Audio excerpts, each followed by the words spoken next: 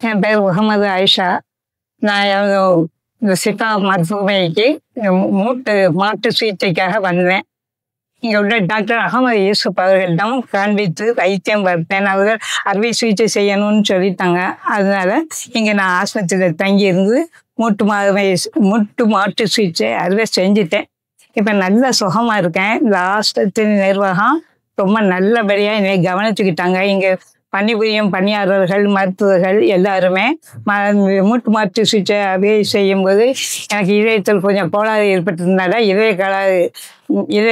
Cardiology doctor Chris Deepak அவர்கள் treatment கொடுத்து நல்லபடியாக செஞ்சுட்டாங்க. எனக்கு இப்போ நல்ல சுகமாக இருக்கேன். அதனால் இந்த ஆஸ்பத்திரியில் எனக்கு ரொம்ப ஆதரவோடும் பணிவோடும் பரிவோடும் என்னைய பார்த்துக்கிட்டாங்க.